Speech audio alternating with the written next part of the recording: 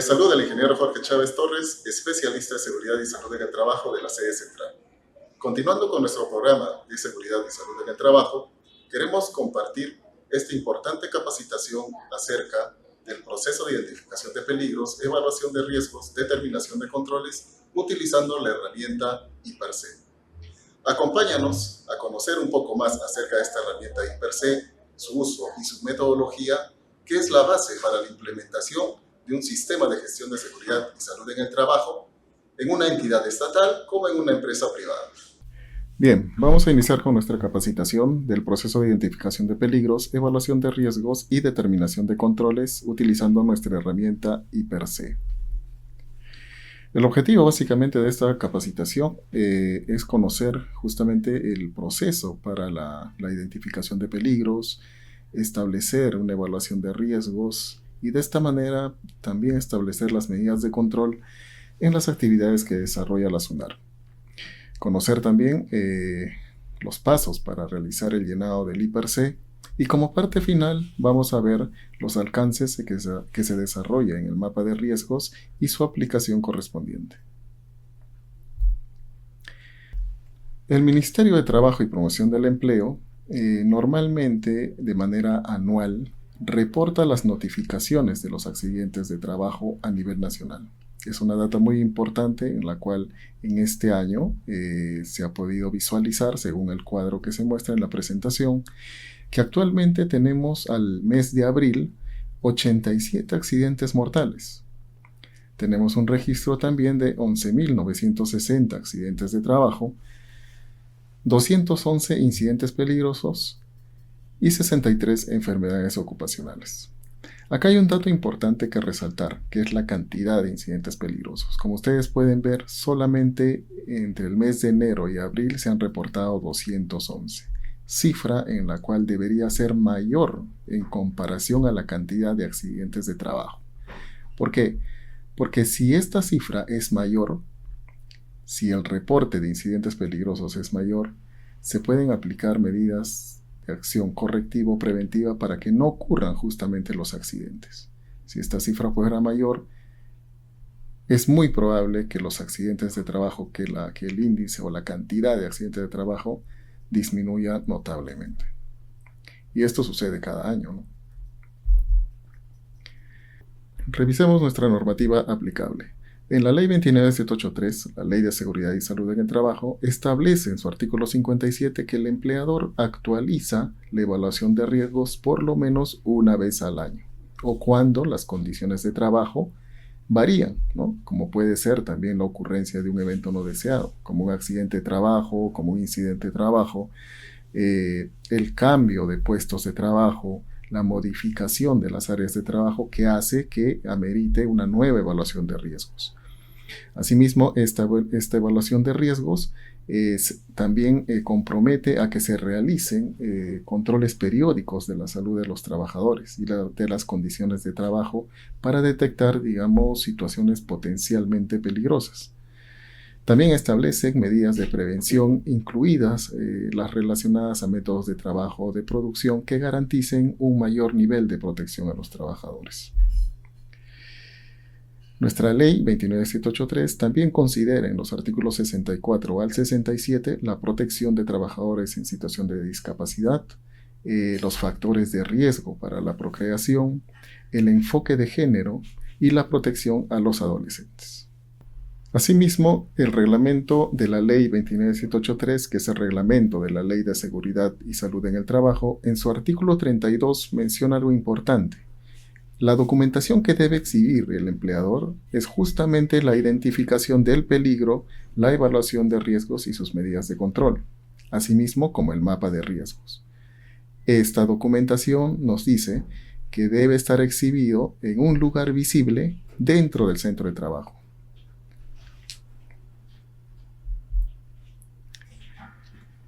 Involucrándonos un poco más ya en lo que es nuestra herramienta IPERC, que significa identificación de peligros, evaluación de riesgos y medidas de control, existen factores que también determinan la implementación del IPERC, como son las actividades rutinarias y no rutinarias o actividades de emergencia que se puedan suscitar, en las cuales deben estar incluidos en el I+C, algunas condiciones de trabajo y factores de riesgo que también deben estar involucrados en el llenado del I+C, el medio ambiente del trabajo, la organización del trabajo, como mencionamos anteriormente, ¿no? Lo que establecía la ley, las medidas de protección en cuanto a las personas con discapacidad, los factores de riesgo para la procreación, el personal adolescente, ¿no? Interviene también los resultados de las evaluaciones de los factores de riesgo, hablando justamente de los monitoreos ocupacionales que se realizan, las investigaciones de accidentes de trabajo, ¿no? O las enfermedades profesionales que se puedan dar, cuyas causas se deben establecer como peligros potenciales dentro de nuestra matriz I+C, y los datos estadísticos de la vigilancia y la salud en los trabajadores. Comenzaremos con la identificación de peligros, que es un proceso mediante el cual se localiza y reconoce que existe un peligro y se definen sus características. Pero para iniciar este proceso es importante conocer el concepto de un peligro. Según nuestra ley de seguridad y salud en el trabajo, el peligro es toda situación o característica de algo capaz de ocasionar daño a las personas, a los equipos, al proceso o al ambiente. Y esto encierra en tres características principales. El peligro puede ser el acto, un acto inseguro que pueda cometer una persona, la fuente, que vendría a ser un equipo el cual pueda ocasionar algún daño al trabajador, y la condición a la que está expuesto el trabajador, en la cual puede originar algún accidente. Entonces, el peligro es el acto, la fuente, la condición que puede ocasionar algún daño a la persona, al equipo, proceso o ambiente de trabajo.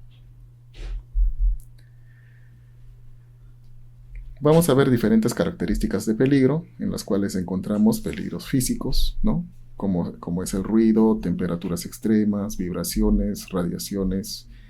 También encontramos características como peligros químicos, asociados al tema de exposición de polvos, exposición de vapores, gases o humos metálicos. Encontramos peligros biológicos, ¿no? La exposición también frente a o contacto frente a alguna bacteria, algún hongo, algún virus. Peligros de riesgo, peligros asociados al tema eléctrico, ¿no? Como son los tableros eléctricos deteriorados, cables eléctricos expuestos. Peligros de índole disergonómico, asociado al tema de posturas inadecuadas, movimientos repetitivos, levantamiento de carga y sobreesfuerzo. Peligro asociado también en el aspecto psicosocial, ¿no? Como puede ser el estrés, la carga de trabajo, el ritmo excesivo de trabajo, ¿no? Peligros locativos, básicamente asociado al tema de condiciones inseguras, ¿no? Como pueden ser pisos con huecos, pisos agrietados, húmedos, escaleras en mal estado. Y peligros mecánicos también asociado al tema de equipos, ¿no? Máquinas y equipos, sin protección, sin guardas, deteriorados o mal funcionamiento. Una vez que hemos identificado el peligro, el siguiente proceso es la evaluación y análisis de riesgos, ¿no? En la cual nos va a permitir valorar el nivel de riesgo y su gravedad, ¿no? Si este riesgo es de menor jerarquía o si es un potencial riesgo que puede generar un accidente o tal vez una lesión o una muerte, ¿no? Entonces es importante la evaluación y el análisis de riesgos. Y para entender también justamente esta evaluación de riesgos, es importante conocer el concepto de riesgo. ¿Y qué nos dice el concepto de riesgo? Nos dice que el riesgo es una probabilidad de que un peligro se materialice en determinadas condiciones y genere daño a la persona, equipo y al ambiente. Como vimos en nuestro ejemplo anterior, ese peligro identificado como acto, fuente o condición trae un riesgo y ese riesgo va a generar una consecuencia. Es decir, si vemos en el primer ejemplo, este acto inseguro de esta persona que se acerca a una máquina en movimiento puede pasar un riesgo de atrapamiento y como consecuencia puede generar una amputación, ¿no? Si nos vamos a la fuente, tenemos un equipo deteriorado en la cual puede existir un riesgo de que se origine un amago de incendio y eso se consuma en un incendio de grandes proporciones, ¿no? O una condición insegura en la cual una persona puede estar expuesta a un cable eléctrico en contacto con el agua, ¿no? En la cual pueda generar un riesgo de electrocución y como consecuencia tener un personal electrocutado, accidentado y por ende posiblemente puede generar una muerte. En el cuadro de abajo, como pueden ver, tenemos algunos ejemplos de peligros asociados al riesgo y su consecuencia, ¿no? Como el de levantar una carga inadecuadamente, que el riesgo viene a ser un sobreesfuerzo y la consecuencia, una posible hernia o lumbalgia, ¿no? Por justamente exponerse a este sobreesfuerzo. El piso resbaloso, ¿no? Que puede ser un riesgo asociado a la caída al mismo nivel y como consecuencia podríamos tener una posible contusión o fractura por parte del trabajador. Habiendo identificado el peligro y conociendo el riesgo, es importante conocer también el valor del riesgo. Justamente este valor nos va a permitir conocer ya un poco más cómo hacer el tratamiento de la implementación de la matriz I+C. Entonces, el riesgo tiene un valor y este valor justamente es el producto entre la probabilidad y la severidad. ¿Y qué viene a ser la probabilidad? La probabilidad viene a ser un conjunto de características, ¿no? Un conjunto de características que en este caso en nuestra matriz se han identificado como personal expuesto, procedimientos existentes, capacitación y entrenamiento y frecuencia de la exposición. Por la severidad, que justamente es la consecuencia. ¿Qué puede pasar? ¿Cuáles son las consecuencias no solamente en materia de seguridad, sino también en materia de salud ocupacional? Revisando entonces estos valores, podemos verificar, como pueden ver en el cuadro, que el personal expuesto se determina mediante un valor que viene a ser el índice, ¿no? Dependiendo de cada característica o de cada situación. Por ejemplo, si en un área de trabajo que estamos analizando, que estamos identificando los peligros y riesgos, existe un personal expuesto que son 6 personas, entonces la ubico en esta parte, en la tercera fila, ¿no? Que me indica que es de 4 a 12, son 6 personas y su valor será de número 2. ¿No? Y seguimos analizando la otra característica de la probabilidad. Si, por ejemplo, tenemos procedimientos existentes, que no existen ningún procedimiento existente al momento de nuestra evaluación inicial, entonces nos vamos a ir a la última fila en la cual dice no existe. Y el valor de esa característica va a ser el número 3. Y así sucesivamente analizamos las diferentes características de la probabilidad.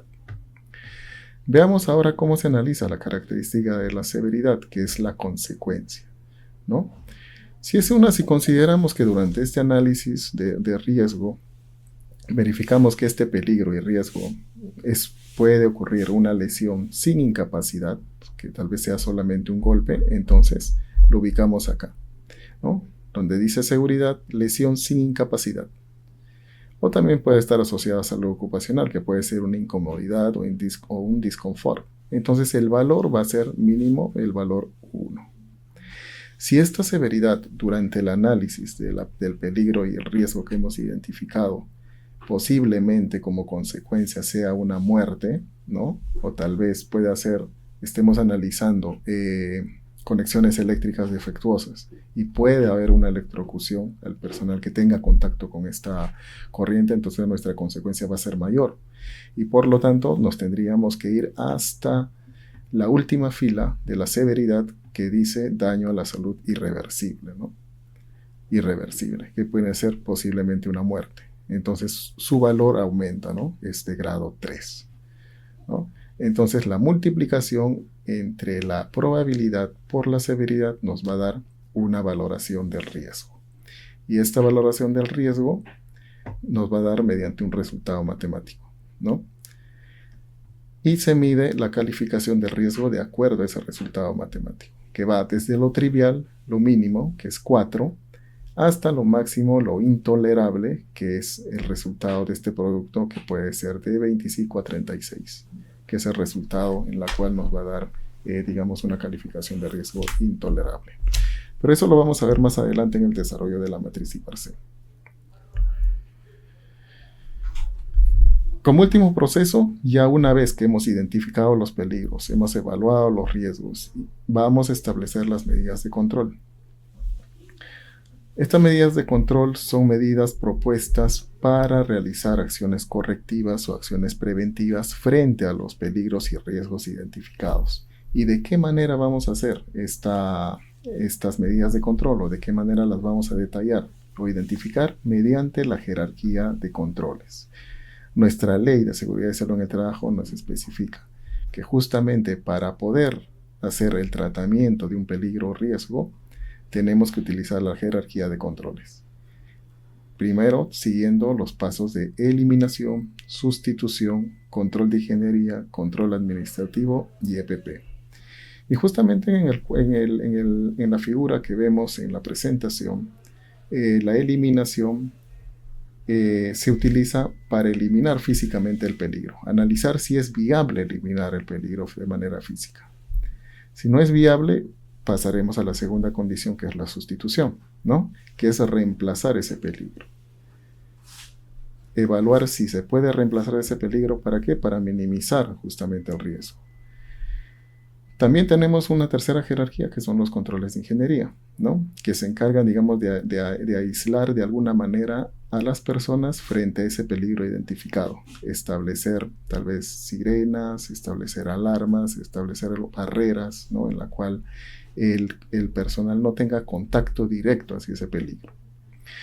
Y los controles administrativos, que son justamente señalizaciones, procedimientos de trabajo, instructivos, ¿no? En las cuales me va a advertir o me va a dar a conocer de qué manera yo tengo que tratar justamente ese peligro.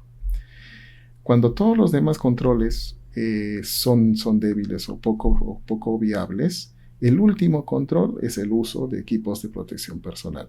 Eso es importante conocerlo porque muchas veces nosotros cuando analizamos algún tipo de peligro o riesgo, lo primero que hacemos es decir, ¿sabes qué?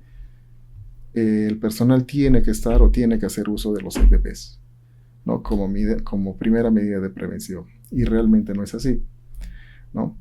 Las medidas de control frente a cualquier peligro o riesgo identificado se realiza por medio de esta jerarquía de control. Y justamente acá tenemos un ejemplo práctico, ¿no? En la cual se analiza un peligro, por ejemplo, que es esta escalera que vemos acá, es una escalera ya deteriorada, ¿no? Es un peligro ya identificado, en las cuales vamos a utilizar la jerarquía de controles para hacer tratamiento a esta escalera. Y nos vamos con la parte de eliminar. ¿Se puede eliminar la escalera? Sí, se puede eliminar. Quitamos el peligro y ya nadie la usa y eliminamos el peligro. Pero ojo, esta escalera tenemos que tener una escalera para usarla. Entonces quizás no es viable eliminarla. Pero sí tal vez pasar a la segunda jerarquía, que es sustituirla, ¿no? Sustituirla por una escalera recién adquirida, nueva, operativa, ¿no? En la cual me cumple todos los estándares de seguridad, ¿no? Y también analizar después el control de ingeniería, que es el rediseño del ambiente de trabajo. Quizás esta escalera se usa de manera permanente, de manera cotidiana. Entonces quizás lo mejor sea establecer o implementar una escalera fija, ¿no? Para que el personal la use de manera diaria, ¿no? Podría ser un control de ingeniería. Se implementa esta escalera fija, estacionaria, y acabamos con el peligro identificado. En cuanto a controles administrativos, también, o sea, nosotros podemos implementar tal vez una escalera, pero también a la par implementar señales de seguridad, capacitar al personal que usa esta escalera, realizar tal vez algún instructivo de trabajo para uso de esta escalera, etcétera, ¿no? Son controles administrativos que pueden apoyar justamente a que este riesgo sea minimizado. Y por último, los equipos de protección personal, que es la última medida de control, ¿no? Si es que por A o B no podemos hacer mayor esfuerzo para eliminar este peligro, se pueden usar tal vez un sistema de protección anticaída, ¿no? Que ante cualquier contingencia el personal no pueda sufrir un daño a su persona, ¿no? Entonces, como pueden ver, los controles más efectivos son los tres primeros, ¿no? La eliminación, la sustitución y el control de ingeniería. Y los controles o barreras blandas son los controles administrativos y el equipo de protección personal, que son menos efectivos para poder minimizar o para establecer una medida de control frente al peligro identificado. Y bien, ya vamos a entrar directamente al desarrollo de nuestra matriz IPER-C, sin antes conocer algunos datos importantes, ¿no? Todos los peligros y riesgos que hayamos detectado en nuestra evaluación deben estar registrados en la matriz IPER-C, desde el menor peligro hasta el mayor peligro. Pueden usarse cualquier tipo de matriz, siempre y cuando se indique el método a utilizar y esté especificado en nuestra resolución ministerial 050-2013-TR, ¿no? Cualquier matriz, nos dice, contará con ciertas partes básicas, ¿no? Que es la tarea, el peligro, el riesgo, el método de valoración del riesgo y las medidas de control a considerar. Importante también mencionar que los trabajadores, así como el Comité de Seguridad y Salud en el Trabajo, el Servicio de Seguridad y Salud del Trabajo, que lo conforma el profesional de la salud con el representante del Servicio de Seguridad y Salud en el Trabajo, son los que participan en la implementación del IPER-C. Como podemos ver acá, tenemos ya nuestra matriz IPER-C, que está establecido a nivel nacional en toda la SUNARP. Incluso tenemos un procedimiento en la cual detalla específicamente cómo es que se desarrolla esta matriz IPER-C, que es justamente todo lo que he expuesto anteriormente. El material va a estar figurando en la plataforma para que ustedes la puedan descargar y se les puedan también ser de su conocimiento, ¿no? Y entonces vemos acá nuestra matriz IPER-C dividido en dos partes, identificado en dos partes. Uno, que viene a ser la identificación y evaluación, ¿no? Que es justamente, como podemos ver ahí, la identificación del peligro, la identificación del riesgo, la consecuencia y determinar su valor, el valor del riesgo.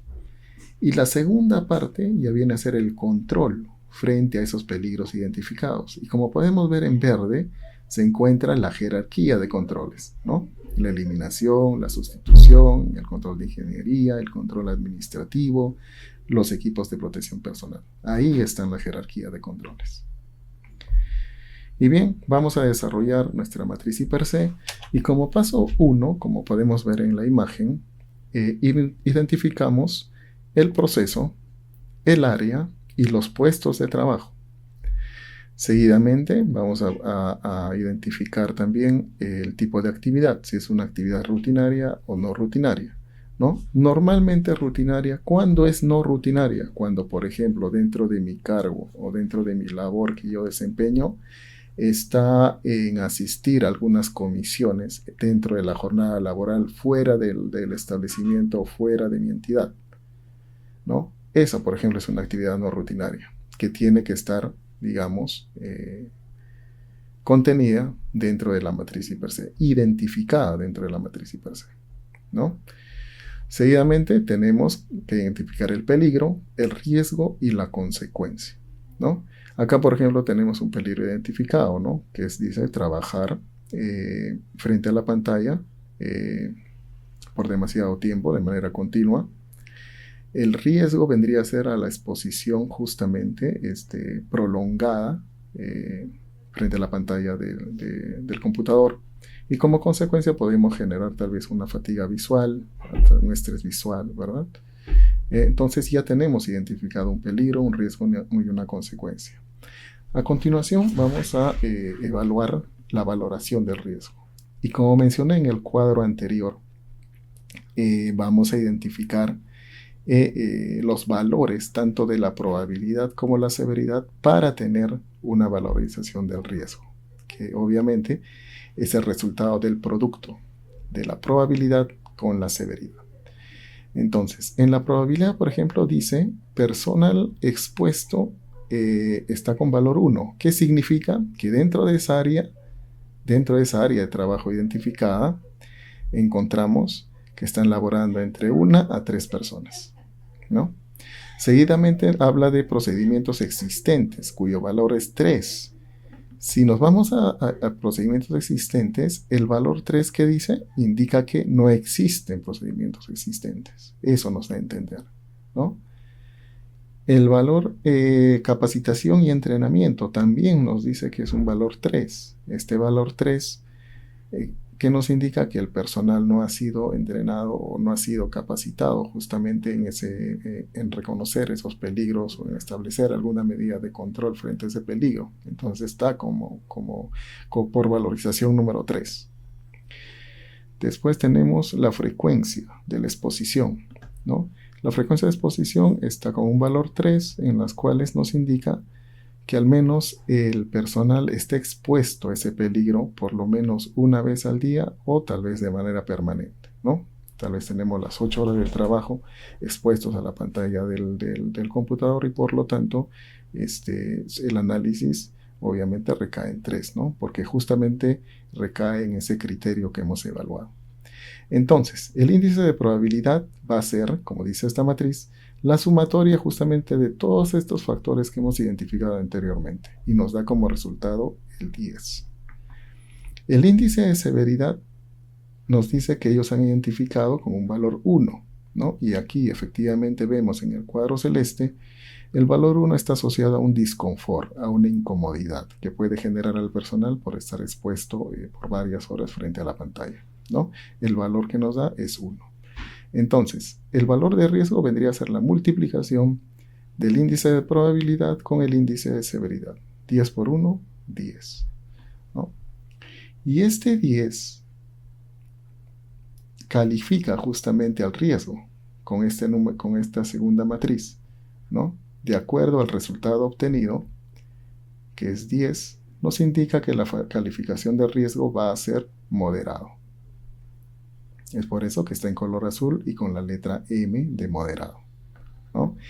Y ya tenemos nuestra primera evaluación del riesgo.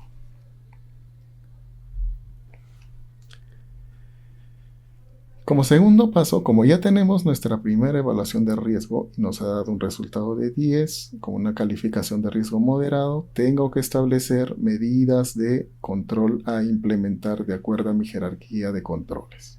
Y como pueden ver acá, se ha identificado, ¿no?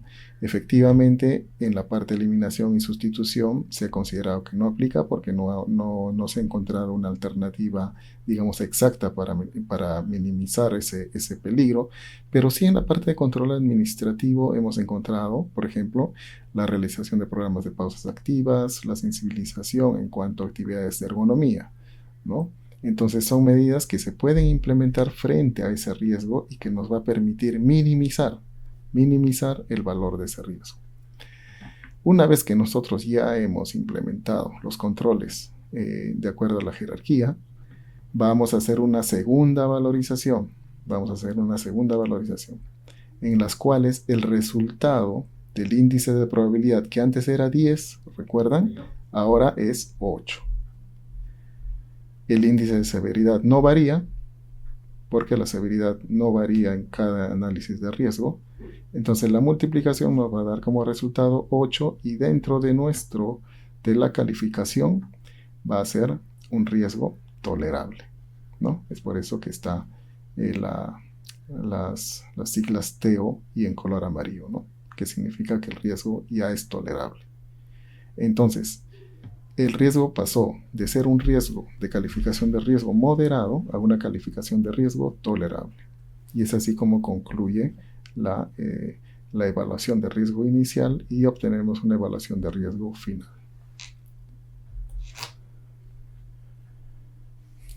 Acá tenemos la imagen completa de nuestra matriz I per C, ¿no? En este caso con una valorización de riesgo importante, IM, con un grado 24, en las cuales estableciendo medidas de control hemos alcanzado una valoración de riesgo moderado con una valorización o un valor de 11, ¿no?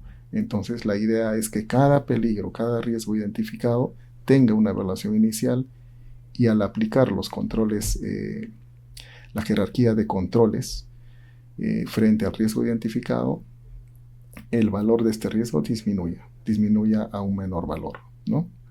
¿Se puede mantener en el mismo valor? Sí se puede mantener, pero no puede aumentar. O se mantiene o disminuye, ¿no? Y si se mantiene, ¿qué quiere decir?